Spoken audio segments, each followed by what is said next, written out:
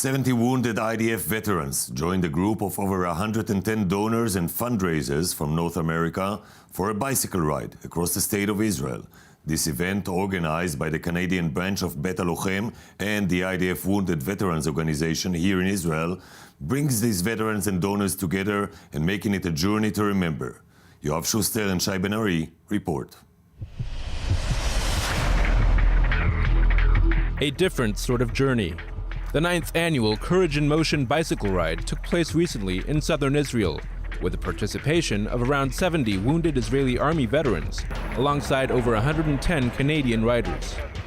The project is organized by the IDF's Handicapped Veterans Organization, with the objective of raising awareness and money for the group's various chapters. The Canadian riders were primarily donors and fundraisers, and this year they more than doubled their numbers compared with the 2015 ride. Meeting the Canadians is always interesting. It's fun to share our riding experience with them. It's fun to share our personal stories with them. That's what they mainly want to hear. They want to hear about living here, about our injuries, and about our rehabilitation. The ride has been challenging. We've climbed some big hills, and it's been hot on a lot of days. But it's been very well organized and amazingly inspirational with riding with all the injured veterans.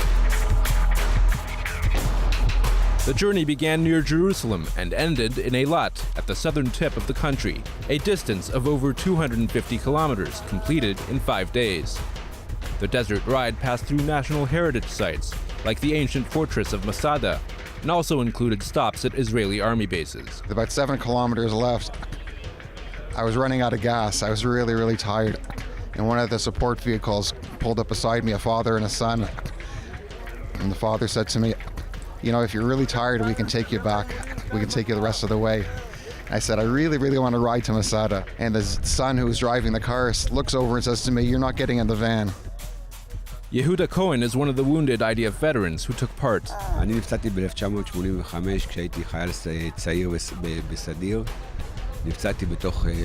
was injured in 1985 when I was a young soldier in my mandatory service. I was injured in Lebanon when a car bomb exploded. It was a Sunday. We had just entered our base in Lebanon. Unfortunately, 14 soldiers were killed and 14 other wounded, including me.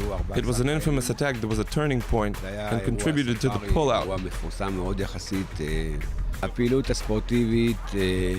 Sports activities are an existential need for the rehabilitation of the body and mind. If I don't ride, I don't feel well. Yehuda